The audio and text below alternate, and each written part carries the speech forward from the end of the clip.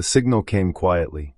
On a cold October evening in 2046, the Earth's largest deep space communication array, nestled in the deserts of Patagonia, intercepted what scientists at first believed to be the long-anticipated breakthrough, proof that humanity was not alone. Astronomers, physicists, and linguists worked through the night, decoding what they believed was a greeting. There were patterns in the signal, elegant fractal repetitions woven into electromagnetic pulses. The message had a symmetry not found in natural phenomena. It was intelligent, purposeful. Excitement rippled through every major space agency and academic institution. The United Nations formed the Interstellar Communications Committee within weeks. Debates began over how best to respond, but the consensus leaned toward peaceful reciprocity. Earth had finally been noticed. It was a moment of collective pride, a vindication for generations of dreamers. What no one understood, what no one could have understood, was that the signal was not a message. It was a seed. As protocol demanded, the signal was broadcast publicly. Live streams featured real-time decoding efforts, and Popular Science shows aired visualizations of the waveform on primetime television. Universities uploaded the raw data and code to open-source platforms. Artists interpreted the signal through paintings, music, and light displays. Screens everywhere, phones, TVs, tablets, even digital billboards, showed some version of it. No one noticed the changes at first. A strange headache here, a fleeting moment of disorientation there. It was flu season, after all. But then came the dreams. People reported visions of swirling galaxies, of structures that defied Euclidean geometry. Voices whispered in languages no human tongue could form, yet the meaning was always understood: surrender, obey, merge. Those who had been exposed to the signal for prolonged periods began to behave oddly. They spoke in clipped, emotionless tones. They stared into screens for hours without blinking. Family members said it was like the light in their eyes had gone out. Then the violence began. The first mass incident occurred in Sao Paulo. A software engineer live-streamed a breakdown during a coding tutorial. Without warning, he smashed his laptop, stabbed himself repeatedly with a screwdriver, then lunged at a co-worker, tearing flesh with his teeth. That same week, in Berlin, a professor murdered 3 students during a seminar on extraterrestrial linguistics. Eyewitnesses claimed she was speaking in a guttural, mechanical tongue, her eyes rolled back, face expressionless. Medical experts called it a new form of psychosis. But the infection spread too fast and too precisely for that. The afflicted all had something in common. They'd stared at the signal too long. Not just the waveform, but any visual medium derived from it. Altered videos, processed art, even screenshots. Some people became infected after merely watching a meme that used elements of the original broadcast. Hospitals overflowed.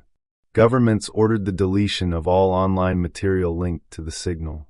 Firewalls were installed at national levels, but the damage was done.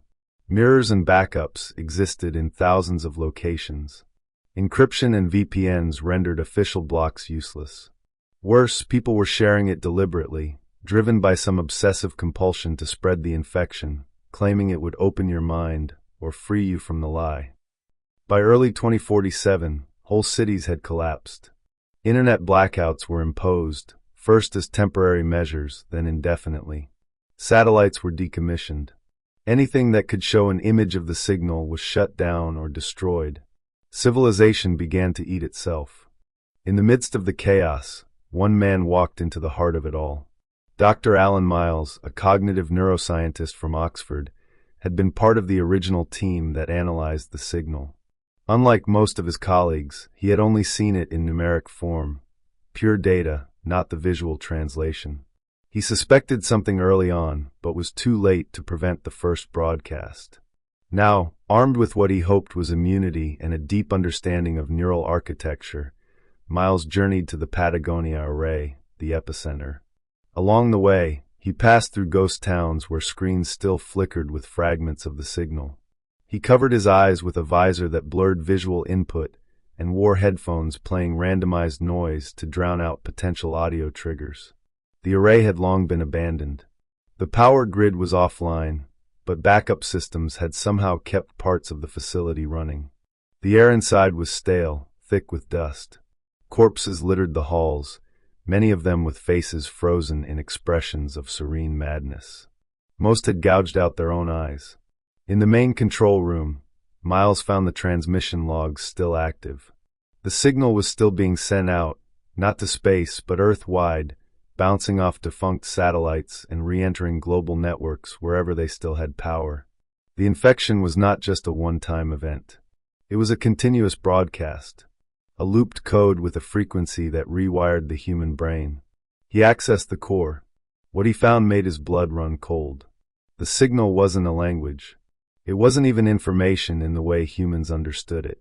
It was architecture, a blueprint, not for buildings but for minds.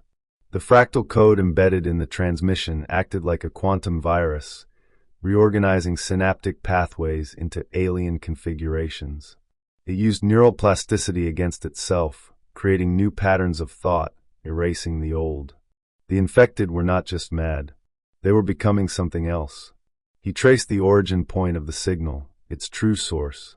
It hadn't come from a nearby star system, as originally believed, but from a region just beyond the edge of the observable universe. A place astronomers called the Silence, where no light had ever been detected. The implications were staggering. Something out there had sent this code, something ancient, intelligent, and profoundly hostile. Miles realized he had two choices: shut down the array and hope the signal would fade, or use the array's power to send a warning to any other civilizations that might be listening. But what if that's what the original senders wanted? What if every reply became another vector of infection? He wrestled with the decision for hours. Ultimately, he chose silence. He disabled the array, physically destroying key components with thermite charges he had brought for that very purpose. As he emerged from the facility, smoke billowing behind him, the desert air was eerily still.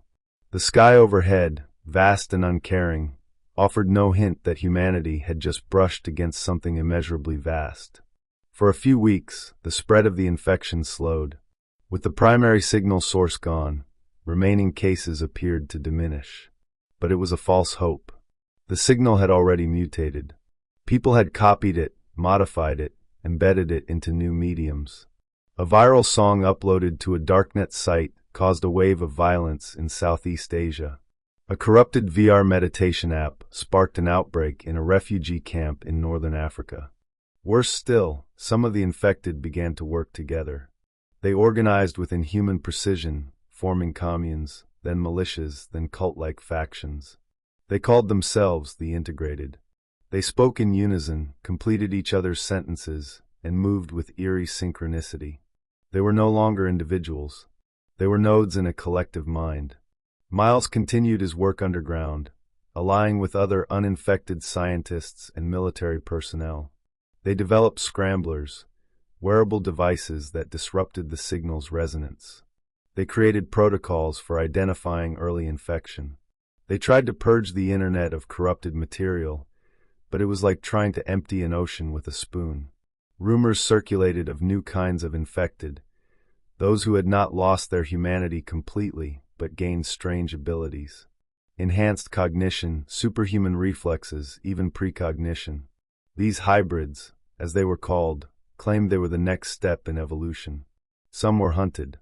Others became leaders of the Integrated. Miles feared what he suspected was inevitable, full conversion. Not just of individuals, but of the species. Humanity had been given a gift that looked like knowledge, felt like truth, and offered transcendence. But it came at the cost of autonomy, of identity, of self. He began to dream like the others once had. In those dreams, he stood on an endless plain under a black sky filled with red stars. A voice, deep and patient, spoke to him, not in words, but in ideas, in pulses of understanding. It did not threaten. It simply offered. Join. Let go. Evolve. He resisted for as long as he could. But in the end, resistance was a choice, and choices were fading.